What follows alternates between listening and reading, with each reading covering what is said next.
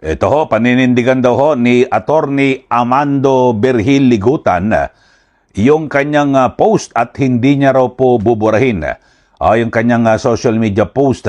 Ito sa kabila ho ng naunang pahayag na po, di ba, ni Senate Impeachment Court Presiding Officer Chis Escudero na maglalabas ho siya ng ruling o desisyon sa Lunes at may mga pahayag na ho at paramdam na itong si Senator Chis Escudero na meron pong lumalabag at base po sa kanyang pag-utos na i-monitor ng Clerk of Court, meron na pong isang kampo o isang panig ang talagang napagalaman na lumalabag ho dito sa kanilang Rule 18 ng impeachment rules. Pero ito ho, ay sabi ho ni Attorney Ligutan, ay kanyang paninindigan at hindi raw po niya buburahin yung kanyang social media post tungkol sa pagbabawal ng misleading questions sa paglilitis. At giit niya ay wala raw bad faith, walang mali siya at wala rin siyang binabanggit na pangalan sa kanyang pahayag. So parang ang nagpaparamdam at nagpapahiwatig itong si Attorney Ligutan na siya po ay handang makipagmatigasan dito po kay Senator Chis Escudero. O baka naman pagdating sa Lunes, pag iyan ay nireprimand o pinagalitan, baka bigla kang titiklop, Attorney Ligutan, ha? Ngayon, medyo matapang ka dahil wala pa ho yung desisyon. Pero ito, pakinggan ho natin. Ito hong binabanggit ni Attorney Ligutan at nakusan, wala raw ho siyang nilabag.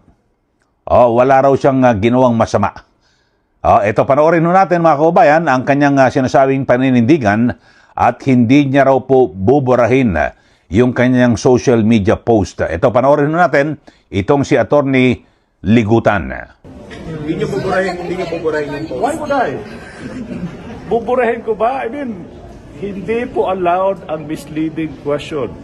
Hindi ko yan buburahin kasi yun po yung nakasaad sa ating rules of court. Buti sana kung I name somebody. Buti sana if I said this is regarding this. Even that, kung pwede pang i-argue na there's nothing wrong with that. Basahin nyo yung posts. So in other words, attorney, hindi subsidy sa'yo. For me, hindi. Kasi nga, that's your problem. That's your problem. Like what I said, kung pwede ako mag-post anytime, 24-hour a day, I think that is part of my right as a human being. To post something na sa tingin ko, ano yung nasusulat sa rules of court. Walang bad faith, walang malice. It's just like saying 1 + 1 = 2. At that particular time, inside an impeachment case.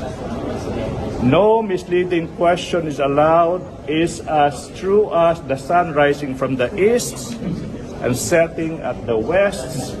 1 + 1 = 2. There's nothing illegal about it. But attorney, how did you feel that you were not given a chance to explain your side during the court proceedings earlier? I felt nothing. I don't feel any regrets. I'm not guilty of anything. Even without me explaining, my post will explain itself. Yan po ang pahayag ni Attorney Ligutan at yung uso, gumagano-gano pa. Yung uso. Pero dito ho ay parang nakikitaan ng parang pagka-arugante itong si Attorney Ligutan, mga kababayan.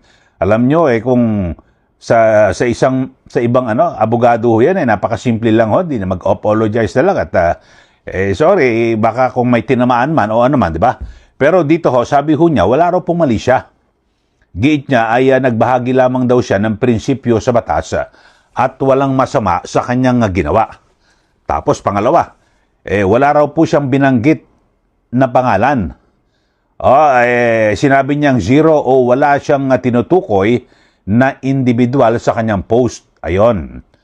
At sabi niya, reaksyon niya sa mga tinamaan, sinabi niya na kung may tinamaan man po, sorry, ngunit tuloy ang kanyang pasya. Nagwag daw pong burahin ang post.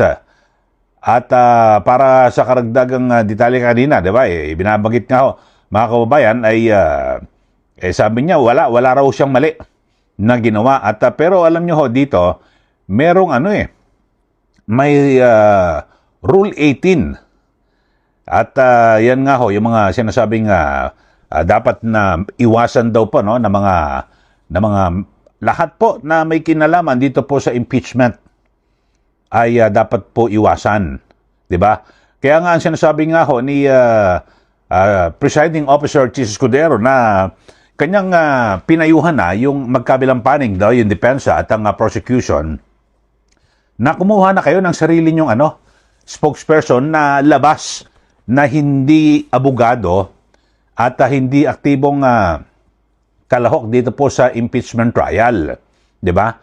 Kasi hindi pa pwede nga ho mga kaubayan dahil sa meron pong ipinatutupad na panuntunan sa impeachment.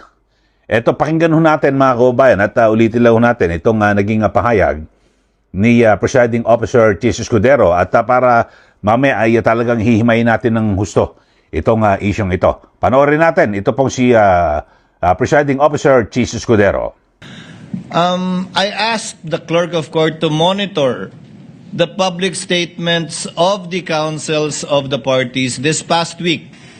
And one side has been crossing the line many times. And in fact, the presiding officer is already in the process of drafting a ruling and a warning and an order pertaining to this.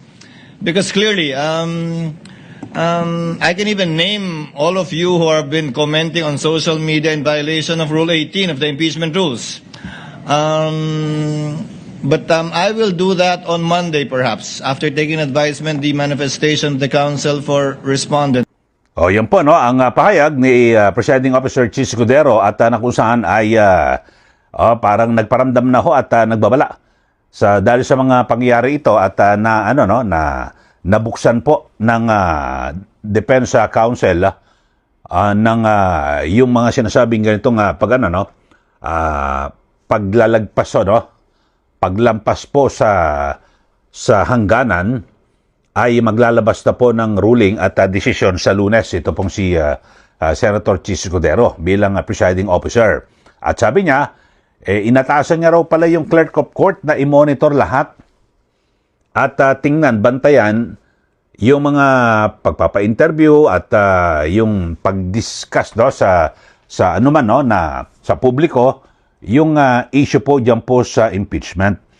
Ito ho, sinilip ho natin ito hong Rule 18 ng Rules of Procedure on Impeachment Trials. Ito ho, at may tinatawag silang sub judice o gag provision.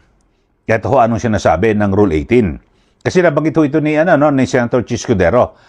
Ang mahalagang bahagi nito ay nagsasaad na ang presiding officer. So mismong si Senator Chis Escudero ay bawal din ho at mga miyembro ng Senado.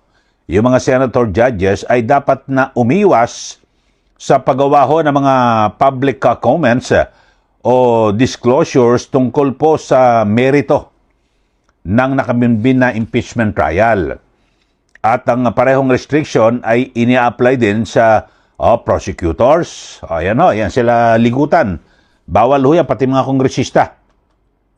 At sa impeached person at sa kanilang respective counsels and witnesses. So bawal ho. Ulitin ko, senator judges at yung house prosecutors, impeached person, defense counsel, prosecution counsel at witnesses. So ano ibig sabihin ho nito ng gag order, mga kababayan? So ito ho ay nangangahulugan na bawal nang magsalita tungkol sa impeachment kahit kailan habang tumatakbo ho itong trial. Ang ipinagbabawal yung public comments or disclosures na tumutukoy po sa merito ng pending impeachment trial. Halimbawa, iba yung pagsasabi ho sa media kung bakit dapat manalo ang prosecution. Nako, nadalaso natin narinig yan sa mga house prosecutor na wala na, lumiliit na ang mundo ni VP Sara Duterte. Talagang sigurado na siya makakonvict.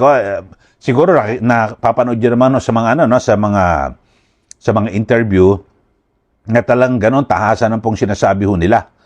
yun ho nakalagay ho, bawal pala ang pagsasabi sa media kung bakit dapat manalo ang prosecution. Tapos yung pagdideklara na nagsisinungaling ang isang witness. O, di po ba? Tapos, gayon din ho yung paglalabas sa publiko ng ebidensyang hindi pa inihaharap sa impeachment court. O, bawal din ho yan. At pagkukomento kung guilty o innocent ang respondent. Ngayon nga ho, binabanggit ho, di ba? Pagkatapos ho ng trial at, di ba, yung alam ba, kung anong araw man yon, bigla ho may papa-interview, di ho ba? Mula po sa prosecution na guilty si BP. O sa ganito, dahil sa sabi ng COA, etc., base sa kanilang testigo. So, bawal pala ho yun pagkakomenta, bawal mag-comment kung guilty o innocent ang respondent. At paglalabas din ng confidential o substantive matters ng proceedings para impluensyahan ang public opinion. Ayun. Kasi isa ho rito mga kababayan sa nilalayon ng impeachment court. Kaya may mga ganyan ho na pagbabawal at paghihigpit tulad po sa Rule 18 na ito, para kasi ang iniiwas ho rito ng korte yung trial by publicity na mangyari. So doon po inililis at iniiwas po na mangyari. Kaya ganyan pinaghihigpitan. Kasi ayaw ho ng mahirap naman kasi. Pero bagamat ito hong usaping ito mga kababayan, parang halong politika ho ito